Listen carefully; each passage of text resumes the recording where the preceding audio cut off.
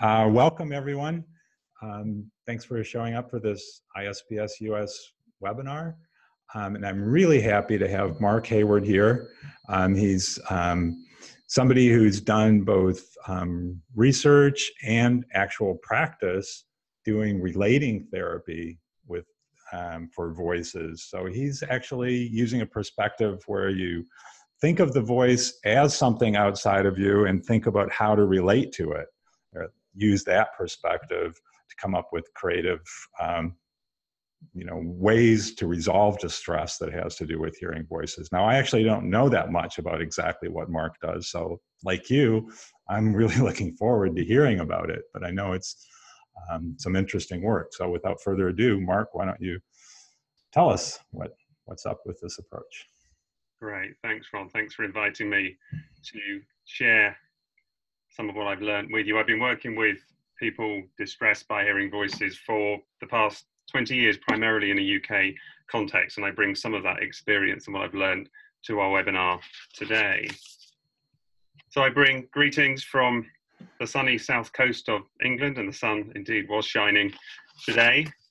And I also extend greetings from the Sussex Voices Clinic, a clinical and research service within the National Health Service, where we seek to increase access to evidence-based psychological therapy for people distressed by hearing voices, and also have a commitment to continue learning about how to do this more effectively.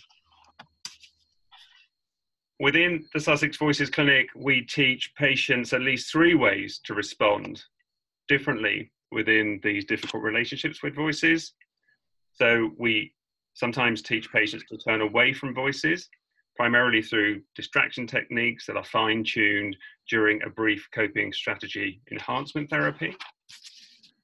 And we have some evidence to suggest that brief coping strategy enhancement can generate some benefit in terms of reductions in voice-related distress and the frequency of voices.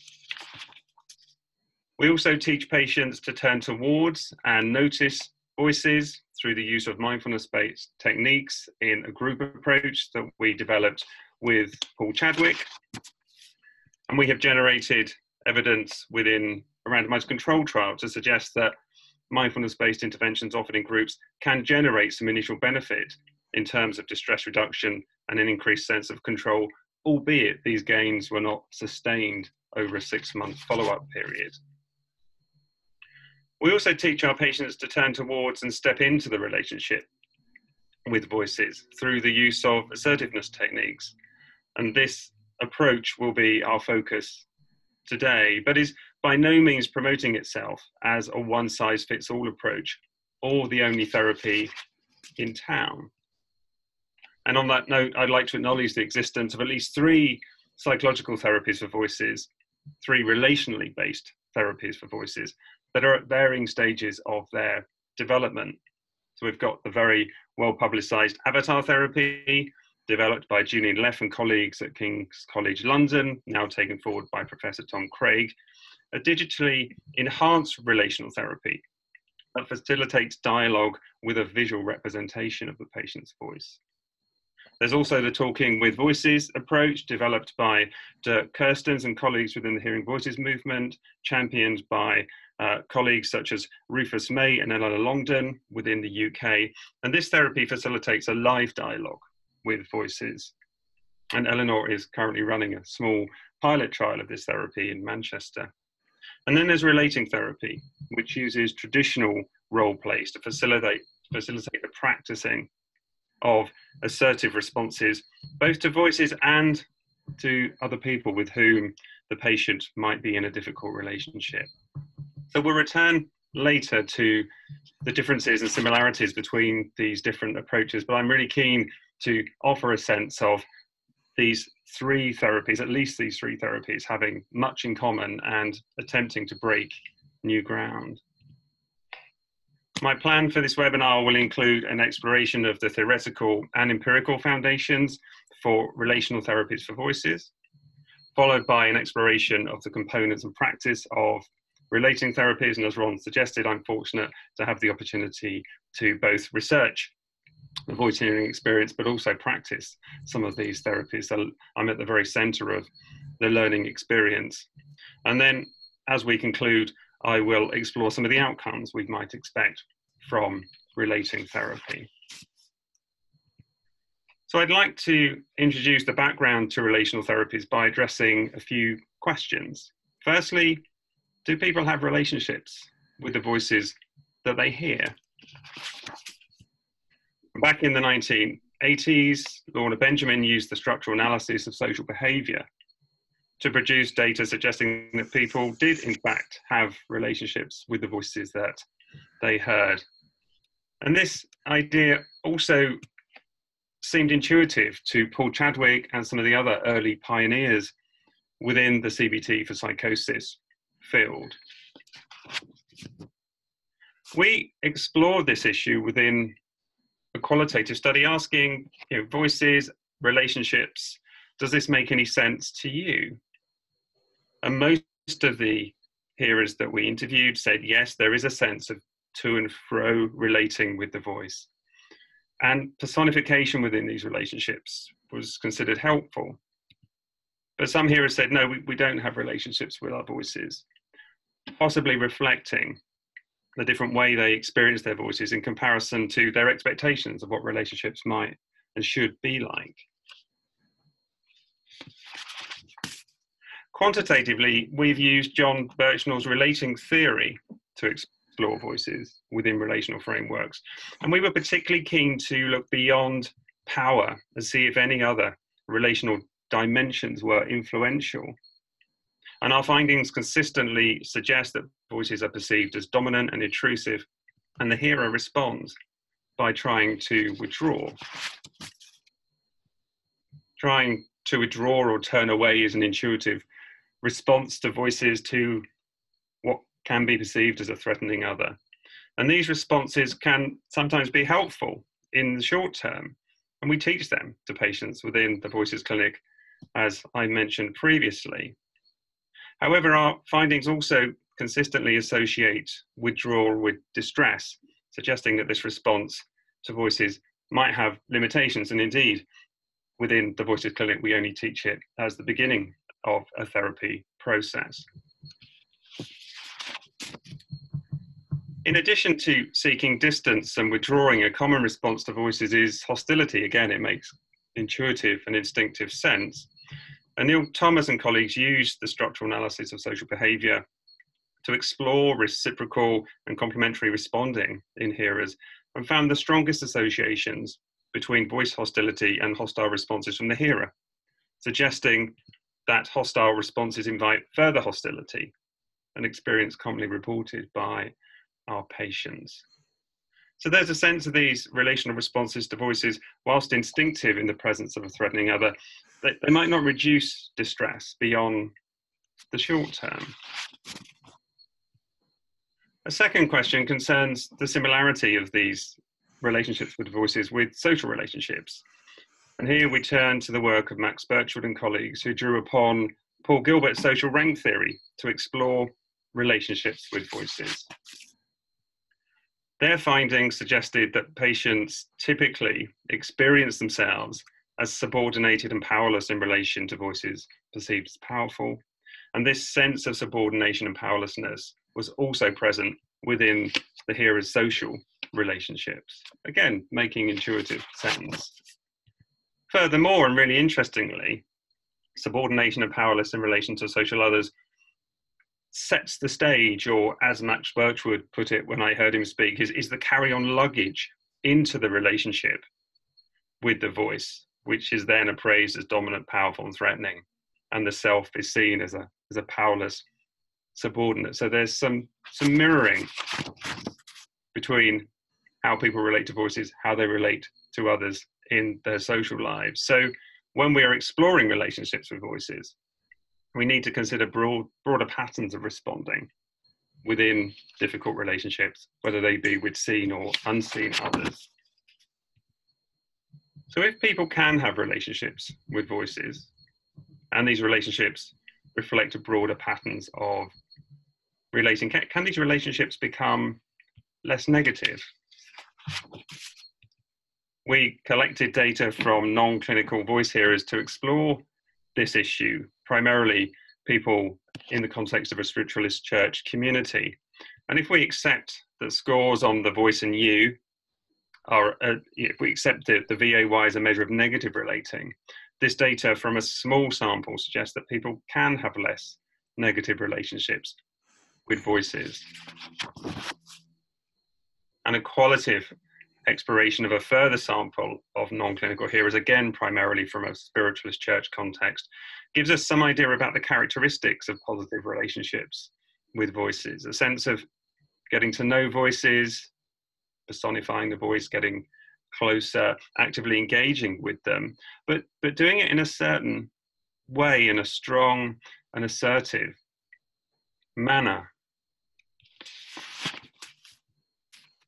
And then a final question concerns any fluctuation in relationships with voices. Without therapeutic intervention, can difficult and distressing relationships with voices become less negative? Data from a small and brief longitudinal study suggests not, as the data from the VAY showed no evidence of change over that brief 12-month period. And it's probably worth acknowledging that the participants in this study are people who've been hearing voices for a long time. So some of our sense of the literature is that, yes, voice hearing can be quite changeable within the first few years of hearing, but for many of these patients, they've been hearing voices for many years, and there was a sense of stability in that experience, albeit possibly very distressing, and that things weren't necessarily going to change without some assistance. So we might conclude that therapeutic intervention might be necessary for patients who have a difficult or distressing relationship with their voice, particularly if there's a sense in which that relationship might not be able to change with other forms of support. So it seems like we might have a mandate for trying to change or supporting patients to change the way they relate to the voices they hear, and maybe also a mandate to help them change the way they might relate in difficult relationships more generally.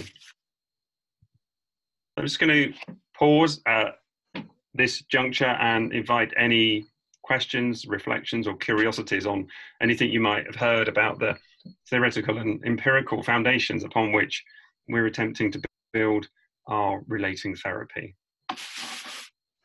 All right. So please just type in your questions if you have them. Yeah. So it sounds like so far from what you've said that you're trying to help people, you find a position of strength in relation to the voices. I'm thinking of, how does that compare with what they do in, let's say, compassion-focused therapy, where I think they focus on strength plus like calmness and confidence and that kind of stuff? I think there's a lot of overlap in how you're, so calmness and compassion, kindness in the communication, in the role plays is a big part of relating therapy. And arguably some of that is about kindness and compassion towards the self. So I think there's a lot of overlap between the work that we're doing, the work that Charlie Heriot-Maitland and colleagues are doing in the compassion work. And I noted in Charlie's latest commentary, he talked about the importance of the posture and nonverbal communication when relating, when talking to voices, and how a calm, open posture can activate the self-soothing system. And we'd intuitively been encouraging patients to adopt that kind of approach to nonverbal communication within role plays without necessarily realizing that it was activating that self-soothing system, and a sense of viewing the self differently, more positively, more kindly, more compassionately is very much at the heart of this approach too. Right. Yeah. So I noticed Berta's asking, without clinical intervention, what about non-clinical connection and support? Is there any look into whether that can make a difference? Oh, I mean, absolutely, that makes a difference. I mean, I think as clinicians and as mental health service providers, we're there to step in when natural resources available to the person within their family, within their community, within the charitable or third sector, as we call it, that all that help can be useful.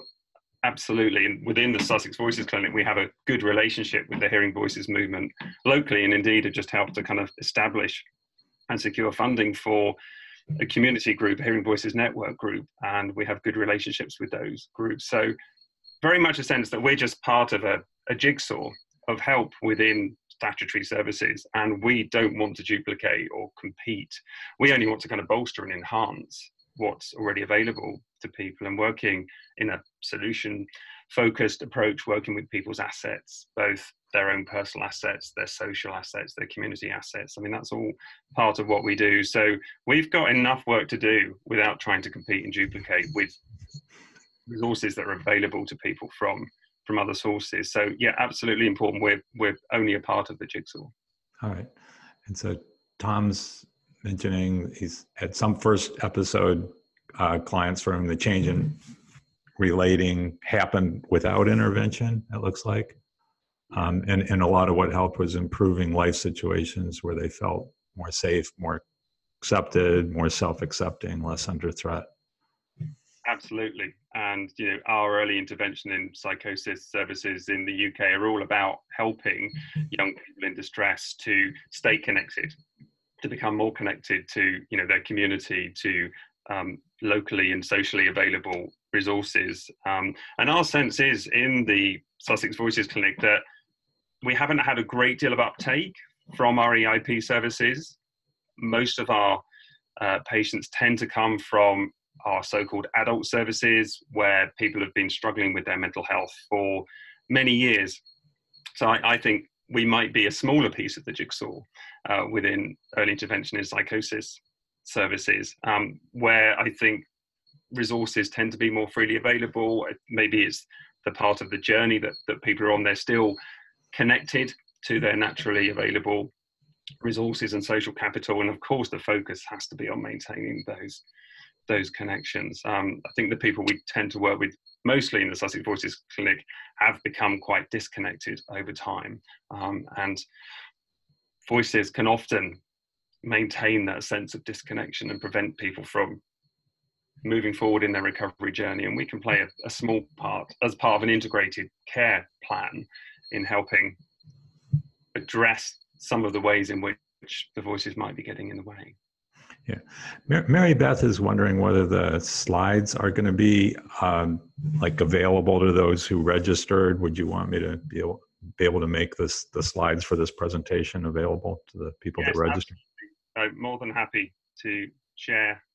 There's nothing in the slides that can't be publicized. I'm a very keen advocate of learning very kind of openly and honestly, and and please kind of dip in and out of some of the publications that share more deeply some aspects of what we've learned. All right, this might be something you're going to get to, but Patrick's asking, how can an individual hearing dominating voices successfully create boundaries? Because sometimes people see the need but don't have the tools. Yeah, I think the issue there is about exploring current responses to that particular voice. So if that voice is bullying and dominating, creating fear in the hearer, and the hearer doesn't want to go against voices and consequently is denied opportunity to connect, to take their recovery journey forward, then that's our starting point. That's where we meet the hearer and maybe get to a point of agreeing that the way they're responding to voices now maybe isn't helping them. So we explore that, we critically appraise that, and we collaboratively agree to try a different way. And in relation to voices that issue commands, that different way is to have a different view, have the view that I do want to go to the gym this evening, and articulate that belief, that view to voices in a certain strong and assertive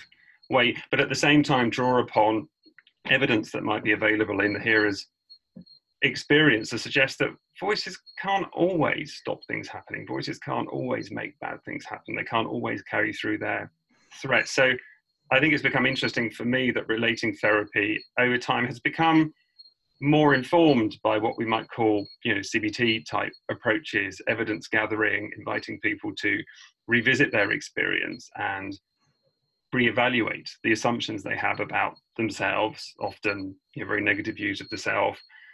Views of the voice is very powerful. So that element of the work is very important too, that revisiting, reviewing, having another look with another pair of eyes, the eyes of the therapist as well. So all of that is about acknowledging that a different way forward needs to be explored and tried. And we do some of that in the safeness of the consulting room and play around with new possibilities. And only if the hearer finds a new possibility has any meaning to them will they take it out and apply it in their daily lives and really give their recovery journey a bit of a kickstart. Yeah. Sort of a comment from Tom, who notices that voices often give the person a sense of connecting, at least with voices, as the person is more isolated otherwise. But then, like in an abusive relationship, the abuser does isolate the person further. Yeah. Oh, absolutely. And we are very clear in our work that we can't make voices go away, even if we wanted to. The focus is on the hearer and changing how they are with voices, how they are in relationships. So we're very explicit with the patients we see that we can't make voices go away. And of course, some of our patients say they don't want the voices to be taken away because there is an element of companionship. Some voices might be helpful and soothing, and a combination of distressing and soothing and helpful voices.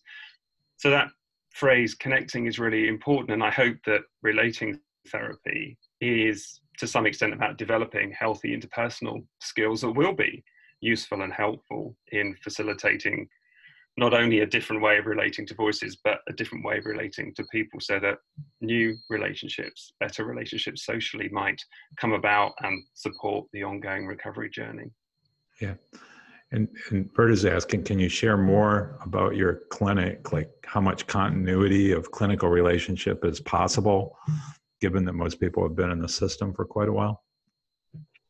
I'm really clear that as a specialist psychological therapies service, we provide input into an integrated care plan. So, as I said, most of our patients, they've been using services for a number of years, and they need, a variety of different forms of support, psychosocial support with daily living, psychopharmacological intervention. So what we're doing is we're providing a specific form of support and addressing the extent to which the voice hearing experience is getting in the way of recovery. So we provide time-limited, focused support. And it's interesting that someone can have been using mental health services in the UK for many years and not have had the opportunity to have had a focused conversation about their voice hearing experience. So we provide that, and when we have that focused conversation, new possibilities of relating to and managing this difficult experience can come into view, and then we share that learning with the individual's key worker, care manager, and ensure that that learning is made available to the broader care team so that it can influence care provided in support of taking the recovery journey forward. Great. Okay, well, that looks like our questions for now, so maybe on to the next section. Great, yeah, happy to move on and think a little bit about how to put relating therapy into practice. So relating therapy is offered in our clinic over a maximum of 16 sessions, and seeks to teach people how to stand up for themselves in a manner that is, I used to say sensitive to others, and then Eleanor Longden helped me to focus on respectful to others, respectful to the voice. So the therapy progresses through 3 phases. Phase 1 is about raising awareness about the relational nature of voice hearing. Hearers may perceive their relationship with voices to be unidirectional, so it's all one way. It's all about the voice relating to me, doing to me, bossing me about, putting me down. However, even if the hearer does not respond verbally, and most do, at least in their mind, their emotional behavioral responses to voices will be playing a role in maintaining the relationship in its current distressing form. So we bring awareness to that. There's a sense in which you're in a relationship, whether you perceive it or like it or not, and do you want to explore, play around with being different in that relationship and see if it helps. In phase 2, we explore patterns of relating across all relationships, identifying responses that might maintain difficulty, but also seeking to learn lessons from more successful relationships. So we look across the relational piece, both historically and currently, and look for patterns in relating. And often the way, as Matt Birchwood's work indicated, the way that patients relate to their voices is typical of how they've related in quite often traumatic and difficult and aversive relationships over often many years. And within phase 2, we begin to categorize responses within difficult relationships as passive, aggressive, and possibly assertive. And then in phase 3, we introduce assertive responding as an alternative to passive and or aggressive responding, teaching patients how to stand up for themselves and articulate their different opinion if they have one. So within the first 2 sessions of relating therapy, we're exploring the patient's voice hearing experiences, socializing them to the relational environment of the therapy. And the language on the 3rd bullet point is really important, validating people's experiences, because the way they respond to voices as a threatening other is natural, it's instinctive, it's a reflex.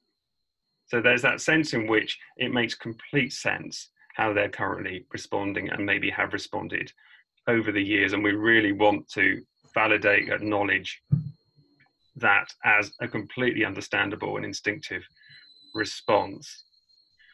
What we're also doing at this early stage of therapy is introducing the Overcoming Distressing Voices book, which has got 2 chapters on it on relational approaches and relating therapy. It's a self-help book, and we give a copy to all our patients in the clinic because each of the different therapies we offer, with the exception of mindfulness-based approaches, are covered in the book. And we want to make a resource available that patients can use, that they can share with their friends, their family, their care workers. We are great believers in the fact that our therapy will only make a little difference, and we offer resources around the therapy that might help to make a further little difference. So this book is a way of very much connecting the learning with the territory beyond the consulting room. Within sessions 3 and 4, we are learning more about the relational environment and the history of the patient's relational environment, getting a sense of the broader patterns of relating beyond voices. And again, that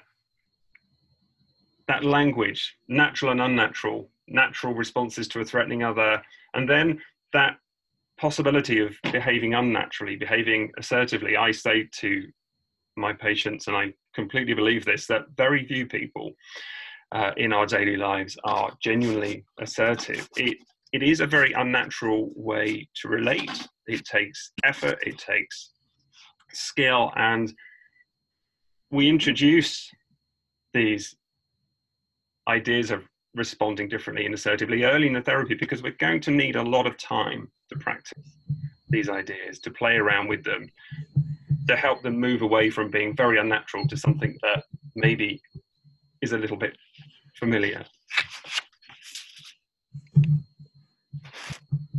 So by the end of session 4, we're trying to generate a broad sense of the patient's relational environment, and patterns do emerge across all relationships, often passive. It's passivity in relationships. It's giving into people.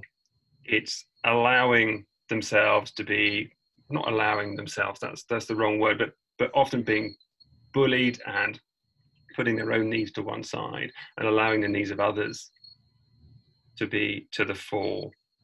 And we're learning how they respond to that difficult relational environment and starting to explore and introduce novel alternatives.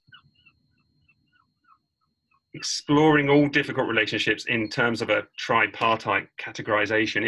It's quite simple, but it's meant to be, because all our therapies in the Voices Clinic need to be accessible to everyone, regardless of how long they've struggled with their well-being, regardless of their cognitive abilities and education, regardless of whether antipsychotic medication might be making it difficult to kind of concentrate and think and process information. The Sussex Voices Clinic is all about accessibility of evidence-based help.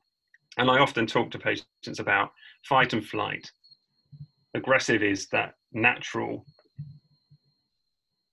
desire to want to kind of fight back when the needs and wishes of someone else are imposed upon you. But most common is the flight, the passive response, the giving in. It's natural and instinctive. And this fight and flight response to a threatening other is very commonly known about, and patients can relate to that. And again, that further validates how they're responding. The way they're responding aggressively or passively isn't wrong. It's instinctive, it's hardwired, and that can be quite helpful for patients to hear that. After the socialization and formulation work, we review and choose to work initially with a specific difficult relationship. And it doesn't matter whether this is a social or a relationship with voices. This list includes some of the relationships that I've worked with individuals. And most of these examples are social. I could have listed voices of various different names too. And this relationship is not the exclusive focus of therapy. It's just where we start. We're trying to learn new skills, new generalizable skills, skills that are generalizable across all relationships. It doesn't matter which relationship we start on. Patients tend to start with a relationship with the voice that troubles them the most, but it doesn't need to be the case. They can work on the relationship with a friend, mother, sibling. It's whatever relationship feels difficult enough to warrant attention, but possibly amenable to change. And within this chosen relationship, we seek to isolate a specific conversation, understand the response of the patient, and create an assertive response. And it's, again, important to empathize with and name that response as natural, instinctive, and a reflex, but ultimately not helpful all the time. So sometimes it can be helpful to respond in a passive way. Sometimes it can be helpful to respond in an aggressive way. And we acknowledge that these two ways of responding are viable on some occasions, but maybe not all. And we're just introducing that third alternative. Would it be helpful to have another way of responding and relating in your back pocket in case you need it? And that's the novel way of relating that we're attempting to learn within relating therapy. So the assertive response will include a sense of owning one's own view. That's really important. If you completely agree with what voices say, then there's no different view to kind of stand up for and present and articulate. But I've never worked with a patient who completely agreed with everything that voices said. So a sense of owning your maybe just slightly different view. If voices are saying you're useless and worthless all the time, well, you might agree with that. You might agree that you do feel useless and worthless a lot of the time. And of course that reflects the very difficult life that you've had and your lack of opportunity. But maybe you don't completely agree with that view all the time. So a sense of owning a slightly different view, an acknowledgement of what's been said by the voice and the extent to which it's accurate, followed by the offering of the different views that the patient may hold, whilst maintaining an awareness of the urge to respond naturally. So often in role plays, patients will start by being assertive, and then when the voice puts the pressure on, they'll revert back to their more natural behaviours. And we notice that, we pay attention to that and attempt to tweak and adapt that over a series of role plays. So the emphasis is not upon discrediting the view of the other, but standing up for one's own view. And that's really, really important. It's not about winning. It's not a tug of war.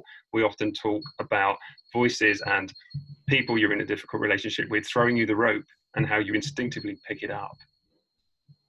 So the invitation in relating therapy is to not pick up the rope, to see it coming, not pick it up and respond on your own terms. And this example illustrates the process of hearing. I hear what you say, acknowledging the accuracy of what's been heard. I have made a lot of mistakes. I do feel useless sometimes. And then offering a different view. I see things differently sometimes. There are times when I don't feel useless and worthless. And I can do things well. And this is where the evidence comes in. And I have some evidence to support this view. So we're not offering empty words. This isn't positive thinking. It's not making things up. It's actually making sure we've got some evidence to back up our different view. And it's that evidence that can help us to stay strong in the conversation. And then the assertive response is taken into role plays where the patient may sit in their own chair or the chair of the other within whom they have a difficult relationship. And that taking a different perspective is important. Usually the patient will sit in their own chair to start with, but at some point in the therapy, they'll be invited to sit in the other chair and take a different perspective. And it can sometimes be very interesting for a patient to receive an assertive response, a respectful response, and appreciate how difficult it can be to push back against someone who's being very reasonable and respectful and offering up evidence to support their view. So the initial focus is upon saying the assertive statements that we've scripted. Next comes a focus upon nonverbal communication while saying the assertive statements and reminding myself what I said about compassion-focused posture that engages the self-soothing system. And finally, there's that focus upon meaning using evidence to support what's being said and remaining verbally and non-verbally assertive during increasingly longer practices. Just want to dwell on the extent to which brief role plays are used to gradually build up the assertive response. We don't have to move sequentially through these phases, but there's a sense in which these phases are a good guide. And it can be overwhelming initially for someone to do more than focus on just getting a few assertive words out.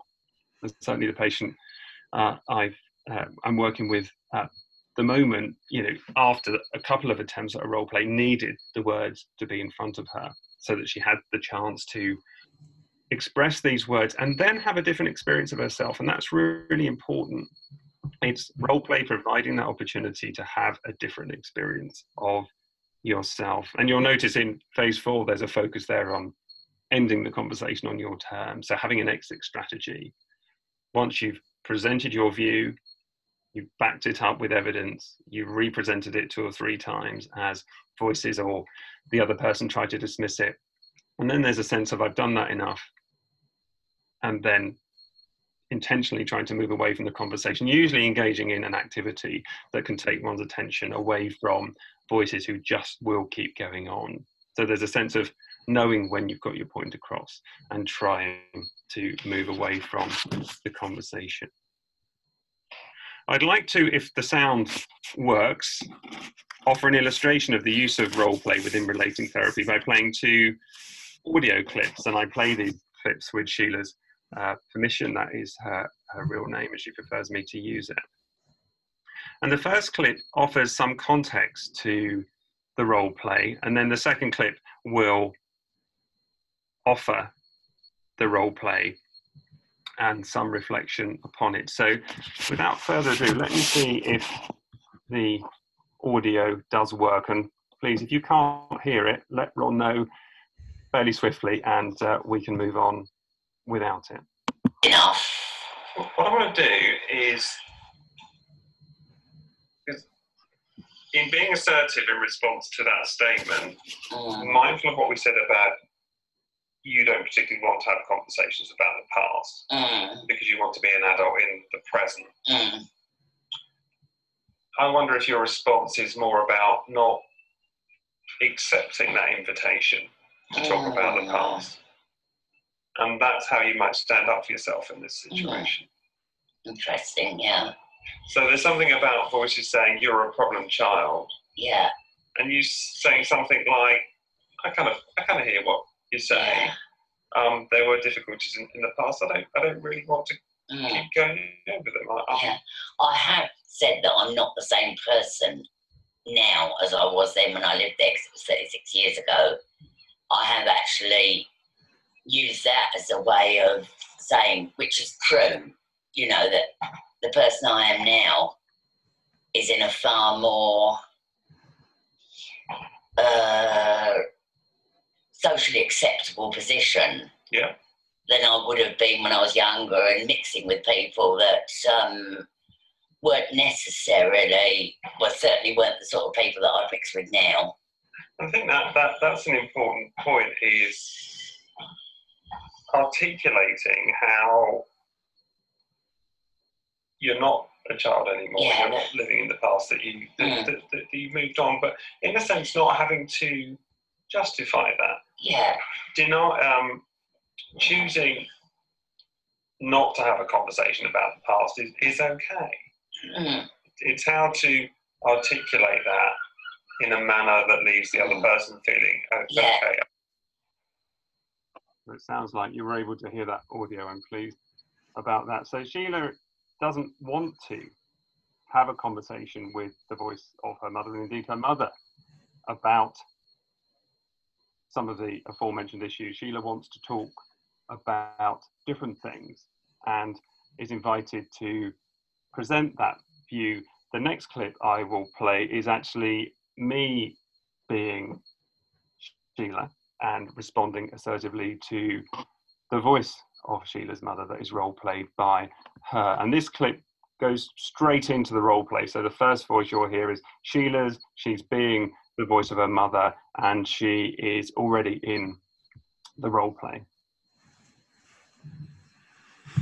Now, we won't leave you alone. You know, you will mix with these people, you know, they're friends. You will, you know, your dad needs you. Your dad needs you. He's got problems, you know. You should consider your dad, you know. It's worse for your dad than you, you know. He can't move his hands, and he can't move, and he can't get about like you can. And when your dad had pneumonia, it was worse for him because he was on stronger tablets. And you know, you've only got yourself to think about, you know, imagine what it's like for your dad, and what must it be like for him to know that you've not been that keen on him over the years, to have one daughter and know you're not close, you know, and know that you're not, that you never have had much time for him. Yeah, yeah, and I hear what you're saying. That must be difficult for Dad to feel that our relationship isn't very strong, and I think that must be really difficult for you as well. I can appreciate that, and yet I'm not sure it's helpful to keep talking about that. I want to focus on the present, and I want to relate to you as an adult. I mean, I have actually said I don't know what to say to him because he's not interested in the things I'm interested in. Actually, you know, when I've tried to make conversation with him. And Can I just stop you there, Sheila? Yeah. I'm going to move back to this chair. I'm aware of how difficult it is to kind of stay in role. It is. When you're in the chair rather than be yourself. Yeah, and in OCD mode, which I am. Can I just invite you back to this? Yeah, because as I say, in the level of OCD at the moment, it's not easy to shift it. Yeah, no, I can appreciate if you know what I mean, because... Let's just reflect briefly on what was going on there. So, you were being your voices, and you were saying you were really criticising Sheila for not trying hard enough in a relationship with Dad. how, as Sheila, was I responding? By saying you could hear what he's saying, but not getting too deeply involved. Yeah.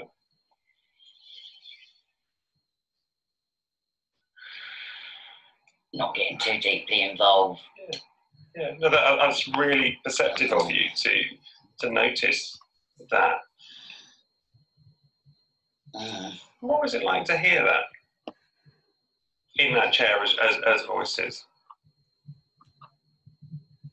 Yeah, it made sense, but I'm never ever going to win with Mum and the old man because they're too clever. Far too clever.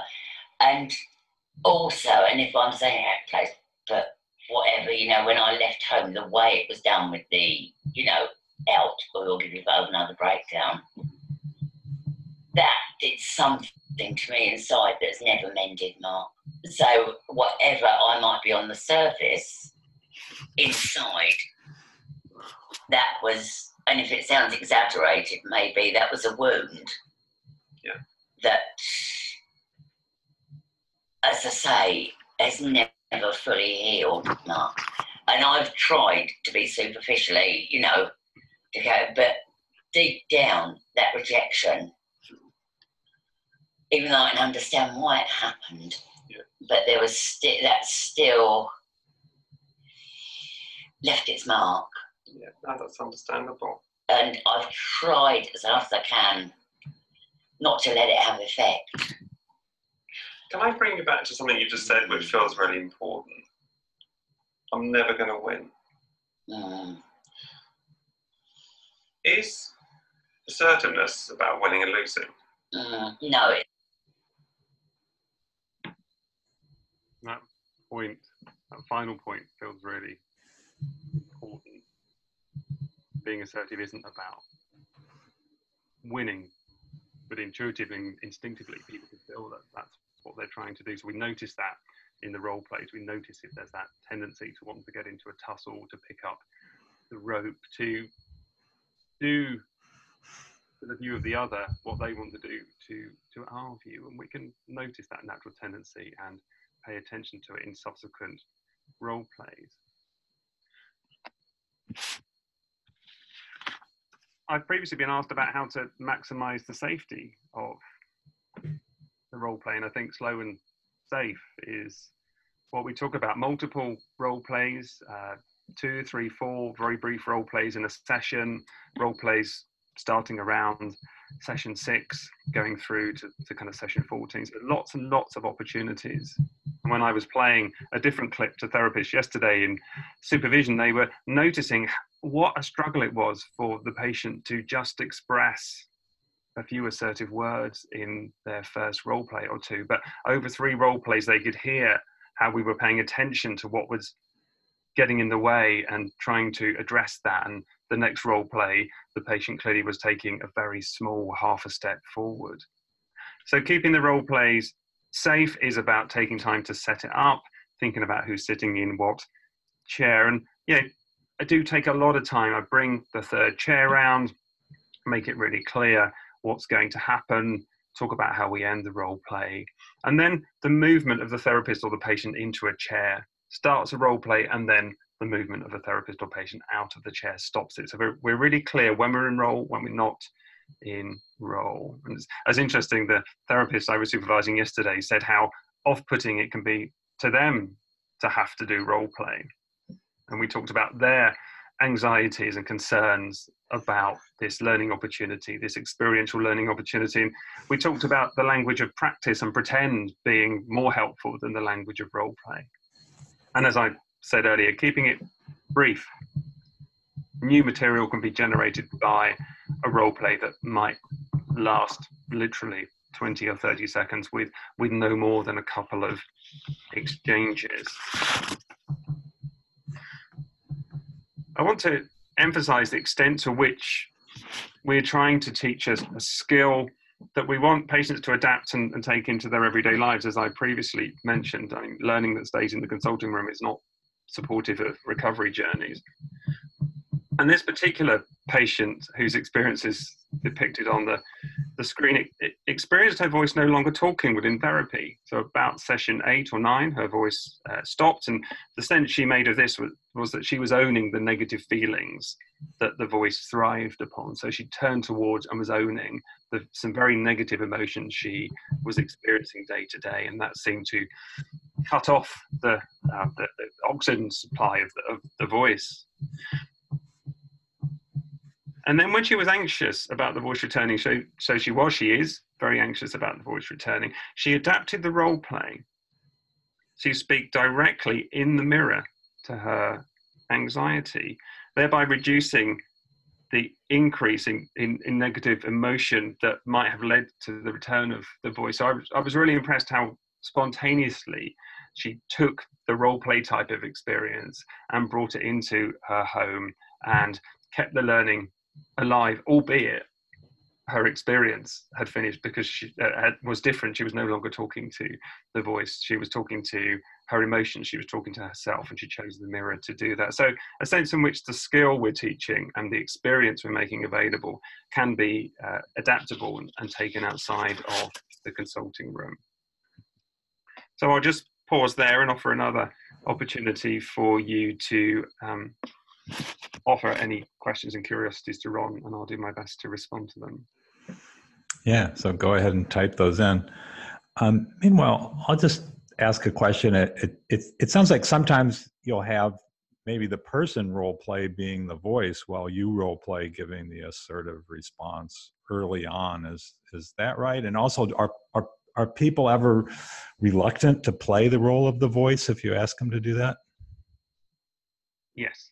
They are, and we have to kind of be mindful of that. So I've worked with some patients and they didn't sit in the chair and try to be their voice because that would have been too hot for them, certainly early in therapy. So the invitation to take the perspective of the voice is something that I wouldn't invite initially. It's something for the latter stages of therapy when the role play experience is more familiar. So with Sheila, that was session 10, and I wouldn't want to offer that experience early. So I would tend to sit in the chair that represents the voice and invite the patient to have that early experience of being different, and hearing that and feeling that and noticing that that can be really helpful kind of initial learning.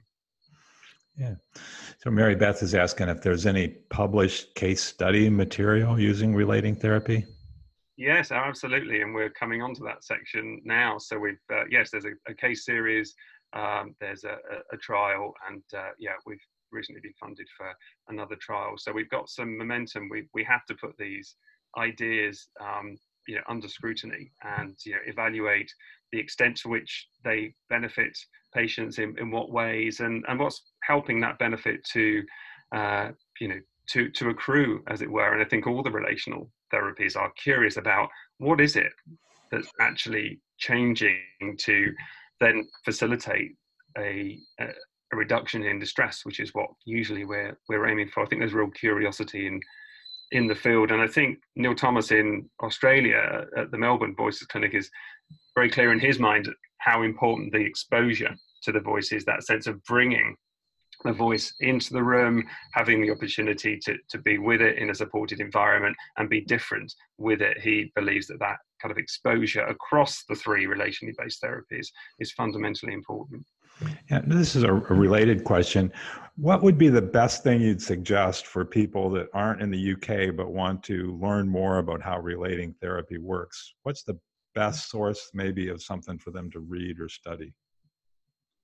The best thing to read, well, the 2 chapters in the Overcoming Distressing Voices book are very relevant. The first chapter is theory, and the second chapter is practice. So I think if you're interested in using the ideas, that's a good place to start. Kind of dip into our trials and our studies where we've evaluated relating therapy and reflected on how it works and why it might be working. But certainly the chapters in that book are a good place to start. And I'm happy to put together a little reading list, Ron, if that would help, and circulate that with other helpful suggestions. Yeah, that could be great. So Susan's asking, could this work in a group therapy format?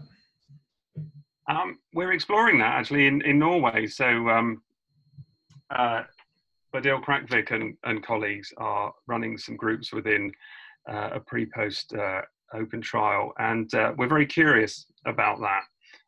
About whether it can work. Our experience of group work in the Sussex Voices Clinic is that it can be very powerful in terms of that sense of what Yalom called universality, that sense of I'm not the only one who's troubled in this way, and that sense of working with the energy of the group and the support of the group. So instinctively, I think that these ideas could move into a group setting, but as good clinical researchers, we want to put that under some scrutiny before we would suggest that it can be taken forward. Groups can be great, they can be hugely empowering, but they can also be logistically quite complex to offer, and some patients are too interpersonally sensitive to attend a group and can be quite overwhelmed by that. So that's why in the Sussex Voices Clinic we offer a range of individual and group therapies at different lengths, different levels of intensity.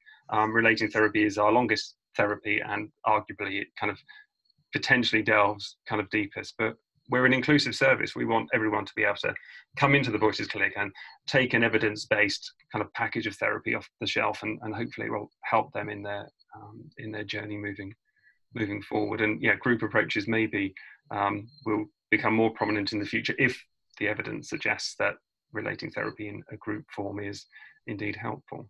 Okay. Janice is wondering, are your therapists all voice hearers, or have they been in the past? No, they're not. And I think that's territory that we need to engage with. So my service in the NHS is beginning to take seriously peer workers, but there aren't many of them. So hopefully as a workforce, they will grow. And certainly I would like to explore the experience of relating therapy and other therapies in the Voices Clinic delivered by peers, and how that is different. So that's certainly something on my wish list. We haven't got the workforce available to support us with that. And our current study in the trust that's looking at the benefits of peer workers is at the moment is focused on facilitating discharge from inpatient units. So that's where the peer workforce is focused at the moment. But yeah, certainly I would intuitively believe that peers can bring something different to therapy, and I'd be really interested to explore that in the future when resources allow that to happen. Okay. And then there's a question, how do you deal with a hostile voice, like you must harm yourself or you must kill yourself? In the same way, it's having a different view. Voices, my voice is telling me to cut myself, to pick up the knife. I remember working with a client who was terrified of his voice, who commanded him to cut, and often he would, but he didn't want to cut. He didn't want to harm every time that deeply, to release that much blood. And it was about assertively presenting that different view. And interestingly, with that patient, one of the first things we noticed was about his nonverbal communication, and how as soon as I, as the voice, uttered my first statement to cut, to give blood, he would start to cower. He had this first movement of bringing his hands together and clenching them as the first part of cowering. And we noticed that and focused across several role plays and in keeping his hands on his lap, noticing where they were, focusing on his hands. And again, trying to adopt that compassionate and self-soothing posture. And in doing that, that would buy him a moment or two to consider how he wanted to respond and then offer that verbal response. But that's actually quite a lot of work in that initial noticing the instinctive desire to obey and not doing that. And I think that if we go back to the title of this talk, it's don't react. And that's the first thing that we're teaching patients to do, is the way that you're normally reacting, see if we can notice that's about to happen, see if we can put that in check, and then see if we can deploy a slightly different response and have an experience of that and see what happens. Yeah, I think that's just a great example.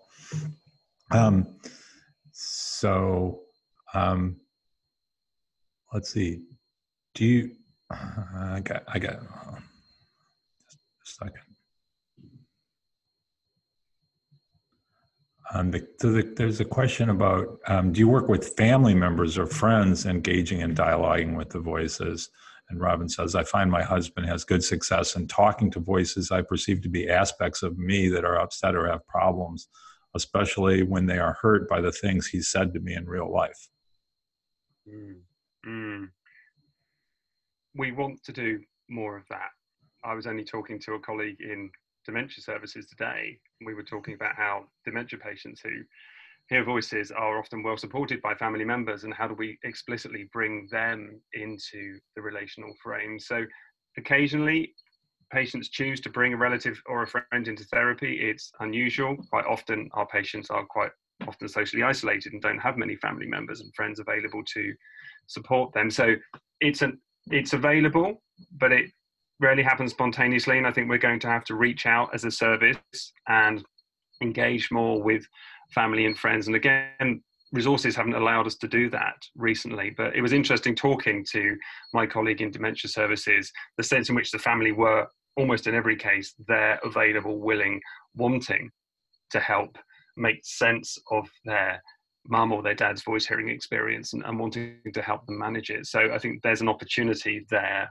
And also we've just opened the Voices Clinic in our child and adolescent service, and I think then naturally there's an opportunity to engage with the social system in the room in what I'm sure would be a really helpful way. So we're evolving to a point of reaching these new learning opportunities, which maybe weren't close at hand to begin with, but we've got a real sense of the learning that needs to occur and how to actively engage the support system in the room and engage those individuals in the dialogue too. All right. And Patrick wonders if there's any workbook materials available for purchase. The workbook materials are in the Overcoming Distressing Voices book. So chapter 7 has actually got photocopiable sheets and scripts and the like. So I would direct you to that resource. I mean, we wrote that book very much with it in mind as a workbook package. There is actually a companion workbook to the Overcoming Distressing Voices book called An Introduction to Self-Help for Distressing Voices, and that again has the materials in it as well as other materials that are based more around kind of CBT and coping ideas. So yes, that specific workbook has just been published. So it's the companion workbook to the Overcoming Distressing Voices book. So they come as a set. So I'd recommend having a look and getting a feel for whether that material is relevant to you and might travel to where you're trying to help people. Great. And Berta says, I wondered about starting with most distressing experience rather than scaffolding strength from practice with less threatening voice. Perhaps you developed greater trust earlier in teaching, exploring? When we're looking at the range of difficult relationships in session 5, we've got the opportunity to start difficult, to start easier, and that's that scoring system that you might have seen. Let's rate the difficulty of this relationship. Let's rate its amenability to change and allow this conversation and these scores to move us towards the relationship that we're choosing to work on. So we can start easy, we can start difficult. The patient I was talking about who cowered in relation to that very, very threatening voice, we started with the voice that he had an ambivalent relationship with, and then the skills were transferred onto the more difficult relationship. If we'd have focused on that voice that he was very afraid of to start with, he would have been overwhelmed. But in session 5, we have that collaborative conversation informed by a consideration of difficult relationships and varying levels of difficulty. It doesn't matter where we start.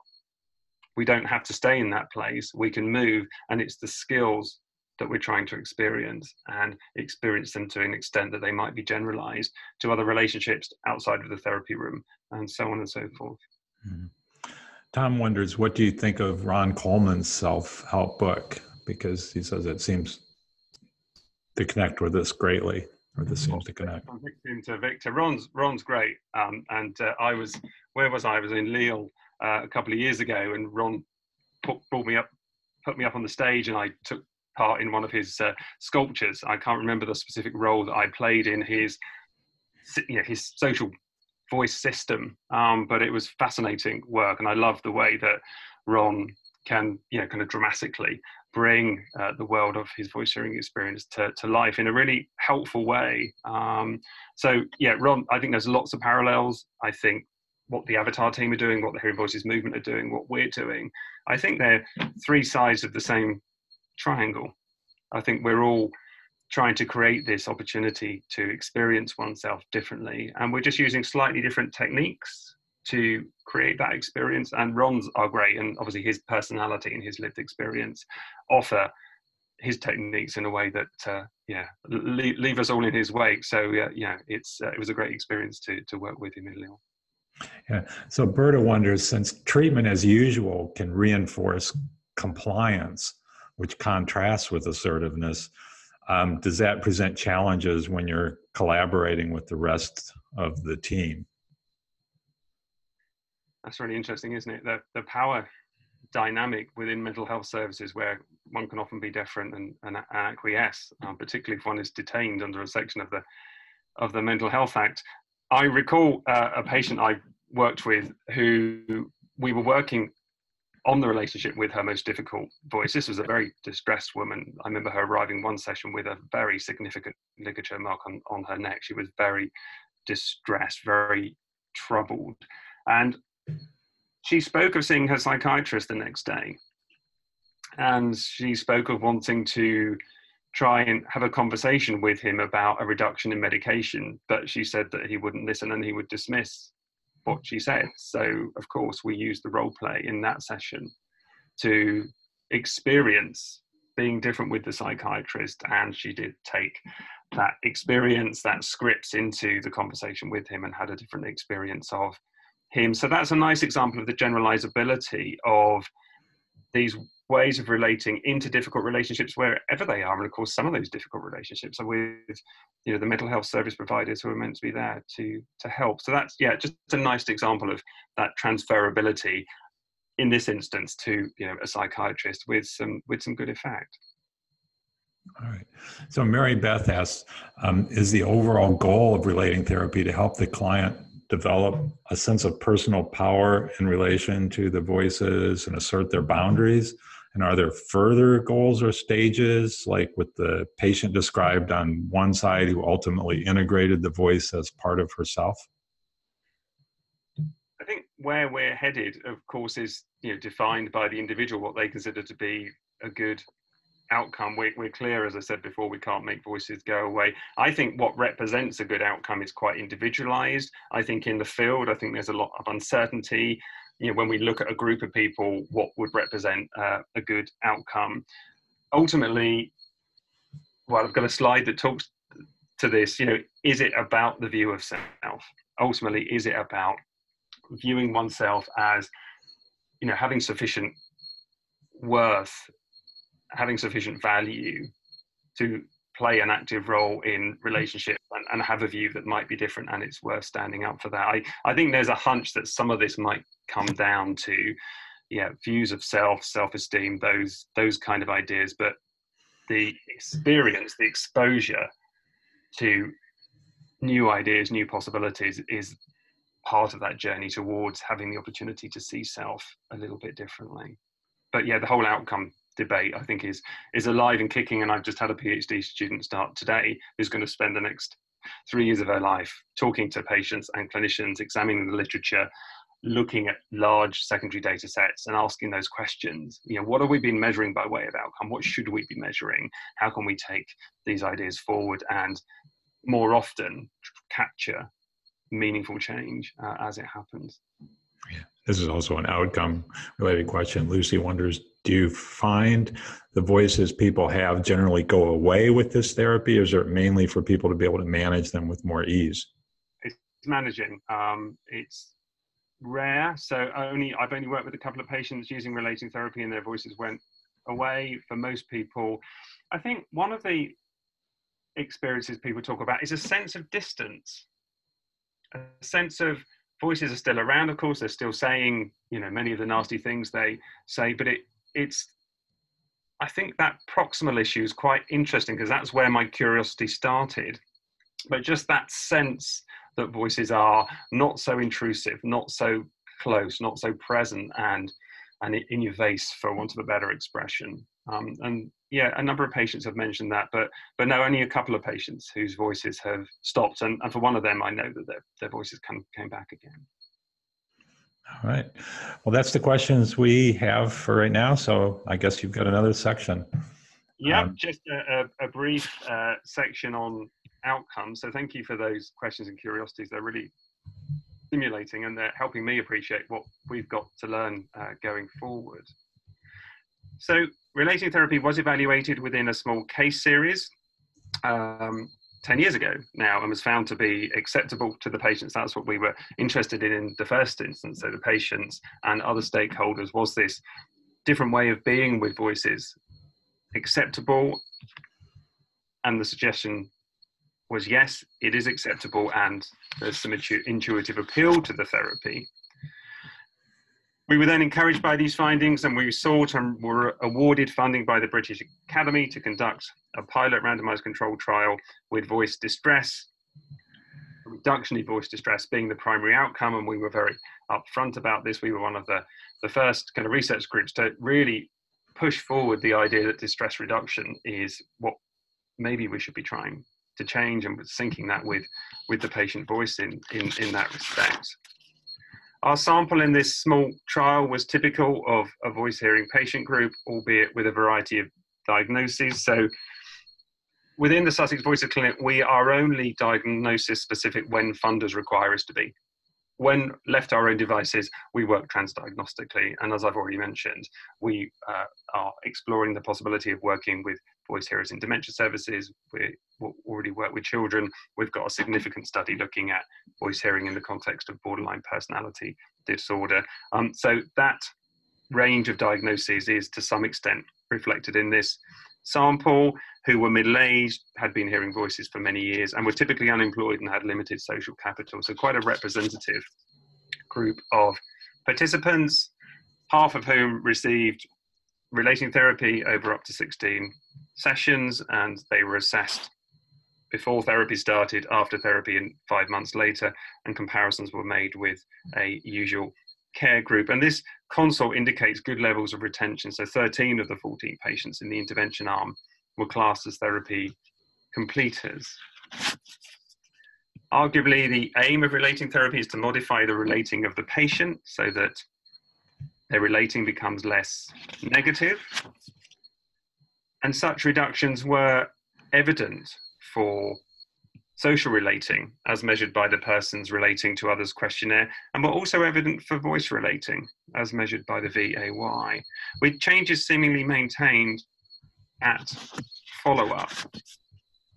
But as I previously mentioned, we're critical of how we've been measuring change, and we're critical of John Birchnall's measures of social relating and our adaptation for voices, as they don't explicitly capture assertive relating. That's what we're trying to introduce, and yet none of these measures explicitly captures assertive relating, the skill we're trying to teach. So consequently, we have recently completed recruitment to our approved study, which developed and examined the psychometric properties of a measure of relating across our tripartite categorization. And very early analysis, only a couple of days old, has produced a 16-item measure of passive, aggressive, and assertive relating. And we're excited about taking this into therapy and getting a sense of how it might capture change a little bit more clearly, at least in terms of skill development. However, our primary outcome, as I've mentioned, was distress reduction, as measured by the 5-item scale of the well-known CIRATS measure, and the outcomes were very encouraging, with large gains maintained at follow-up. And there's a large effect size here, which is unusual in the field, but this is a small trial. So the caveat is that when you increase the size of the trial, the effect size normally moves down a notch or two. But as a starting point, this large between groups effect size on distress reduction is very encouraging and certainly a mandate for further learning. But as I mentioned before, we're similarly critical of the lack of consensus on the outcomes that are valued by different stakeholders. So my PhD student today was on campus and will be taking forward a series of studies with the international community, so the International Consortium for Hallucinations Research, working with Simon McCarthy-Jones and Flavie Walters and colleagues, to access a large data set that will enable us to not create a new measure. I don't want to do any more of that. I think every research group wants to develop their own measure. What we want to do is look at the views of patients, clinicians, and existing data sets and see if what we need to measure is already there, but it's just not very visible. It's buried amongst all the brands and types of measures. We've also evaluated the experience of relating therapy using qualitative methods, and themes emerged from the analysis suggesting that patients experience changes in themselves, and a sense in which these are foregrounded. This is mainly what our participants talked about.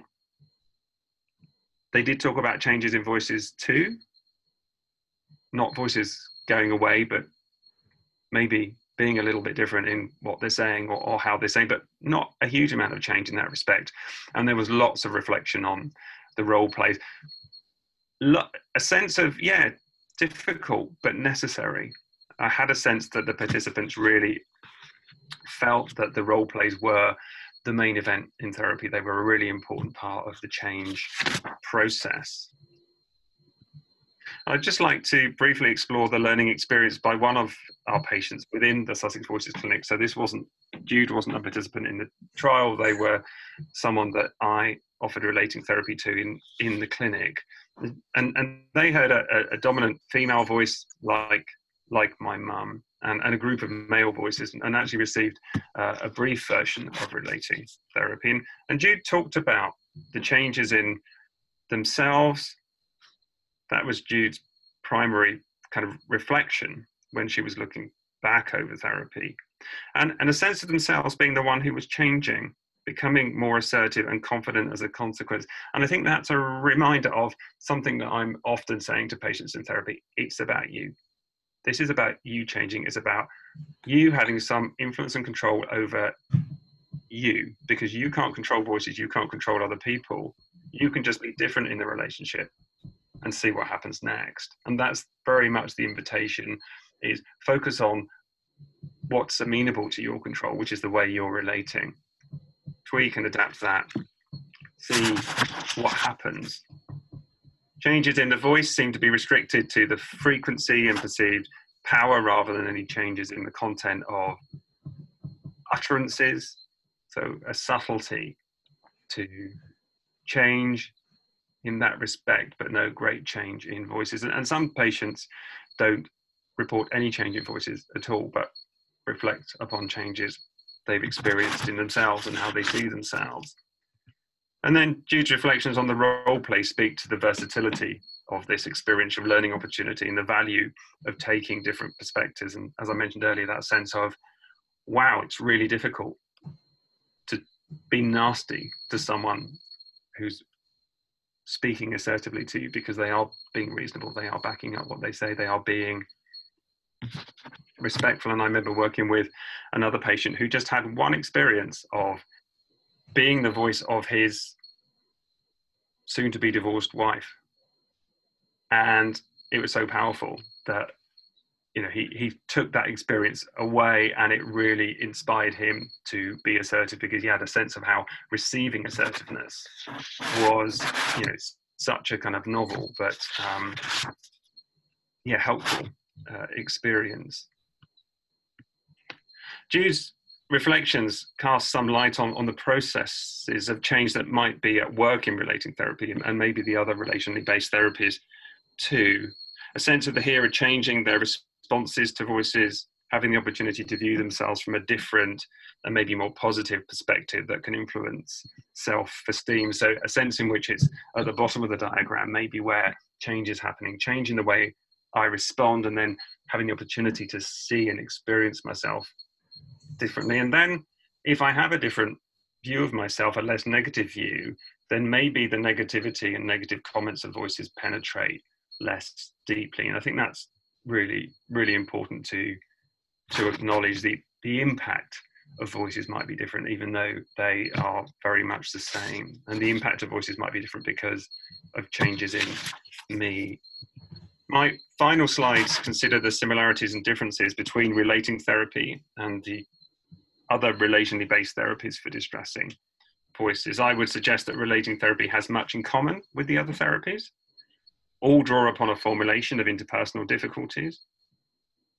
All seek to engage with the voice, albeit in slightly different ways.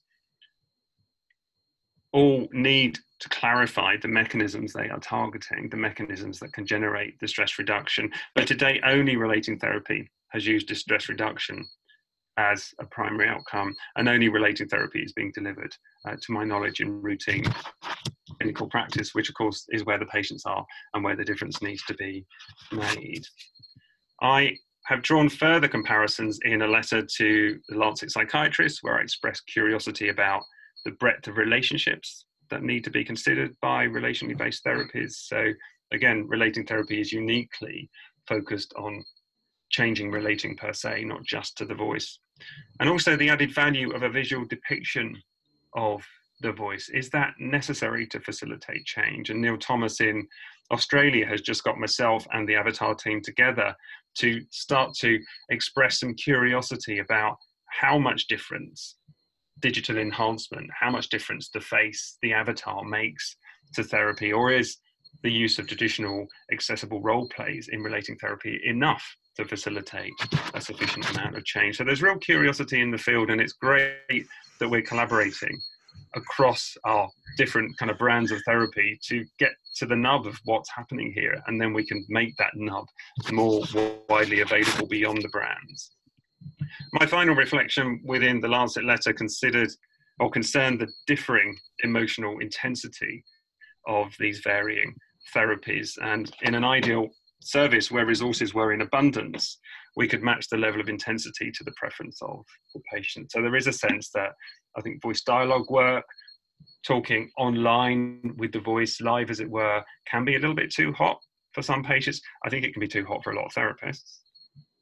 Avatar, similarly, I think talking to your voice who's visually depicted in front of you, I think can be quite hot for all parties. And relating therapy, because we're pretending to talk to the voice in the role plays, can be a little bit cooler. But of course, sometimes when we're practicing relating therapy, the voice is in the room and we might choose to talk to it directly. That seems like a helpful thing to do. So just, yeah, if Ron will allow us time for another curiosity or two. Yeah, that sounds great. So Berta was wondering about, like, is it best to, are you labeling the voice as distressing or negative, or speaking, or are we speaking of it more the distress as being relational? And so she's asking again, is the outcome, is it more the voice changing or the relationship, or how would you describe that? I think it's the hearer changing. I think I'm really clear about that. I think what's creating that change is quite unclear, and I think that's why we are continuing to express curiosity about what's the mechanisms of change. And the field feels like it's moved in a really helpful direction in that sense, that we've become really curious about, okay, if something like distress reduction is what we're aiming for, and we see some changes in that respect, what's the mechanism that's facilitating that change? Is it a change in how I see myself? Is it, so, I mean, for Max Burchard and his group with their command work around commanding voices, it's reducing the power differential between hearer and voice. So that's what they're hypothesizing to be the mechanism at play in their work. So I think there's a variety of candidates, but I think it all comes down to the hearer how they see themselves, their sense of power and control. That's where our focus is, and that's where we're focusing change in therapy. Focus on yourself. How can you be different? And that, I think, is really an active part of the change process. All right.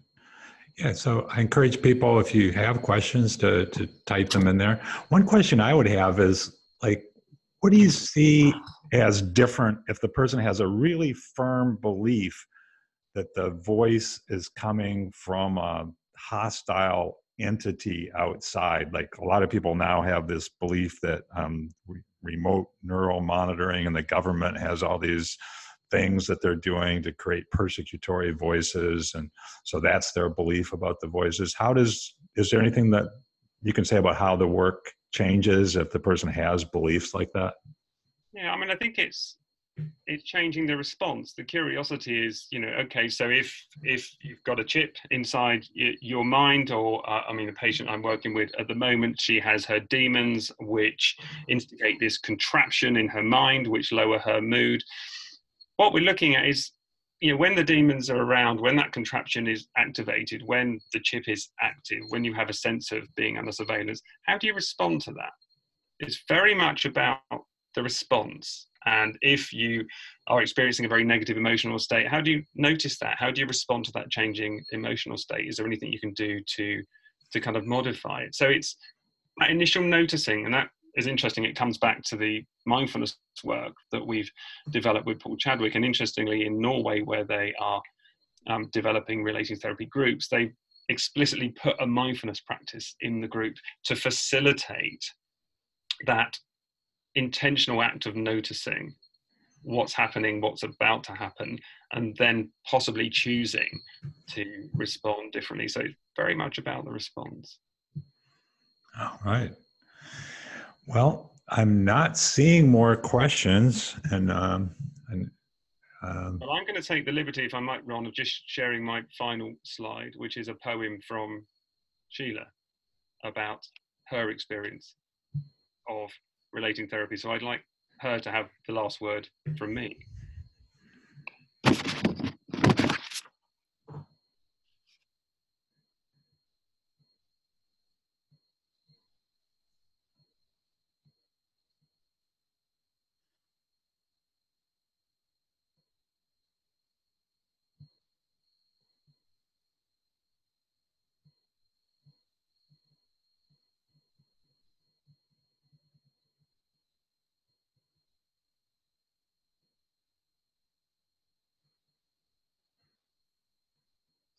all right.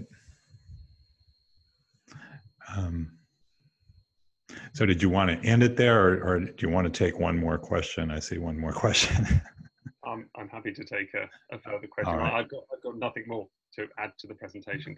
All right. So Patrick's saying, it seemed like it was said that you can't change the voices. Some of us have been successful speaking to voices as if they are children. I found for me, it changed the voice. They were able to be vulnerable, which led to actual loving friendship. Have you seen any transformative experiences happen like this? I haven't, but I know they happen, and I know that those sort of transformative experiences can be supported by other therapeutic approaches. I think there's something there about the depth to which one is diving, if you like, into the meaning of the experience, and how the experience is driven by kind of early aversive experience in childhood. I think one of the things that we're trying to do in relating therapy is make this therapy accessible, not just to a variety of patients, but to a variety of NHS clinicians and therapists. So trauma-informed therapy informed by, what's called a longitudinal formulation that really does go back to the past and try and repair and redress and develop different perspectives. Relating therapy is not trying to be that, because if we were trying to be that, I think we would then place this therapy in the hands of fewer people. And the Sussex Voices Clinic is all about trying to increase access to evidence-based therapy. So we deliberately don't dive too deep at the outset. It's possible to dive deeper. And certainly I was talking yesterday with a colleague in the eating disorder service. So we've got a small trial funded to start there, working with the eating disorder voice. And he said, you know, can we work with trauma in the room, in the dialogue, through relationships? And we were very clear that that's available, but it's not expected. Because I think if we expect that deep dive, then I think we're making this therapy less available to a broader group of patients and clinicians, and that doesn't fit with the mission of the Sussex Voices Clinic. All right. Well, thanks again. It's been a great presentation, and I really appreciate your willingness to kind of like show up and offer this to us all. So wish you well with your work. Thank you, and thanks everyone for listening.